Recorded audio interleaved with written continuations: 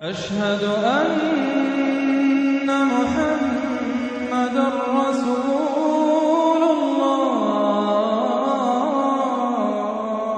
یہ زندگی امتحان ہے اور یہ دنیا ایگزامینیشن ہال ہے، یہ آئیڈیل ہوم نہیں، یہاں آئیڈیل لائف نہیں،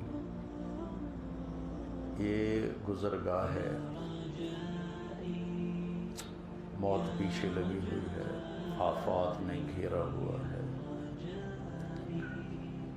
اور انسان ہمیشہ سے ایک آئیڈیل لائف ڈھونڈتا چلا آ رہا ہے، آئیڈیل دنیا ڈھونڈتا چلا آ رہا ہے۔ وہ اللہ نے آخرت میں جنت کو بنایا ہے، جہاں وَلَكُمْ فِيهَا مَا تَشْتَهِي أَنفُسُكُمْ وَلَكُمْ فِيهَا مَا تَدَّعُونَ۔ جو چاہو گے مل جائے گا، جو تمنا کرو گے پوری ہوگی۔ یہ مالدار لوگ بیٹھے ہیں، یہ ہم سے زیادہ پریشان، یہ بڑی گاڑیوں میں نظر آتے ہیں، بڑی موجاں کر دیتے ہیں،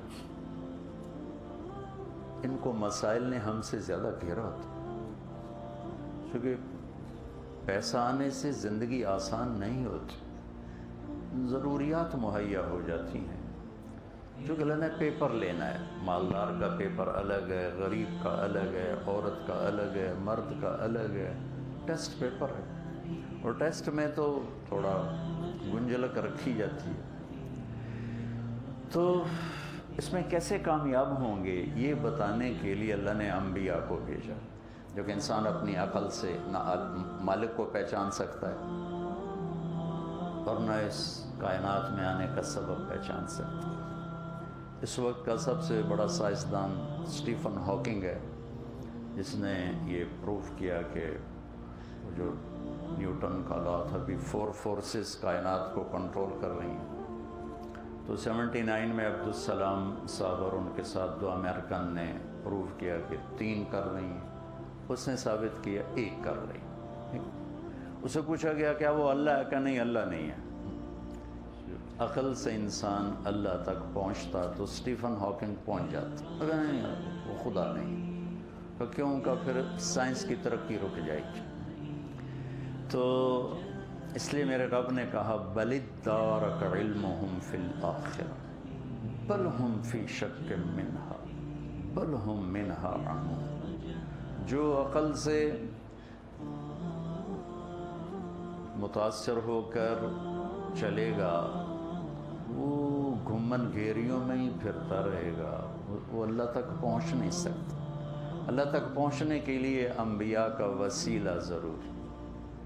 پھر ہمارے نبی وہ ہیں جنہوں نے تو اللہ کو جا کے دیکھ ہی لیا، تو یہ تو بڑی اسپیشل چیز ہے کہ براہ راست اللہ سے بات فرمائی، پردے اٹھائے گئے۔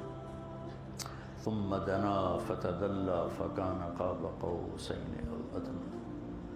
تو میرے نبی نے فرمایا کہ ترکتکم علی محجۃ بیضاء لیلها کنہارها لا یزیغ عنہا ہالک۔ یہ کوئی نبی بات کر کے نہیں گیا جاتے ہوئے، آپ نے فرمایا میں جاتے ہوئے تمہیں ایسے روشن راستے پہ چھوڑ کے جا رہا ہوں جس میں رات بھی آئے گی تو دن میں تبدیل ہو جائے گی، اس میں رات ہے ہی نہیں، دن ہی دن ہے، روشنی میں منزل تک پہنچ جاؤ گے۔ اس راستے سے ہٹو گے تو پھر ہلاکت کے سوا کوئی راستہ نہیں، ہلاکی ہو گئی۔ وَجُعِلَ الذُّلُّ وَالصَّغَارُ عَلَى مَنْ خَالَفَ أَمْرِي۔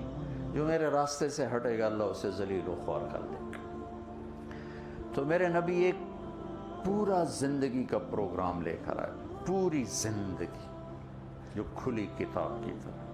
جیسے اللہ نے قرآن کی حفاظت فرمائی، ایسے اپنے حبیب کی سیرت کی حفاظت فرمائی۔ ہم قرآن کو نبی کی سیرت سے سمجھیں گے تو صحیح سمجھیں گے، اپنی عقل سے سمجھیں گے تو کسی کھڈے میں جا گریں گے، کیونکہ یہ عربی کتاب نہیں، یہ اللہ کا کلام ہے، اور کلام کا کھولنے والا اللہ نے پہلے اتارا، کلام بعد میں اتارا۔ تو آپ نے آخر میں یہ فرمایا کہ ہر شے کھول کھول کے تمہیں بتا چکا، ہٹو گے ہلاک ہو جاؤ گے۔ یا ابا سفیان جئتکم بکرامت الدنیا والآخرہ، ابو سفیان میرے پیچھے آؤ، دنیا اور آخرت کی عزتیں لے کر آئیں۔ یہ میرے بھائی بہنوں دین قرآن پر آ کر مکمل ہوا، میرے نبی پر آ کر مکمل ہوا۔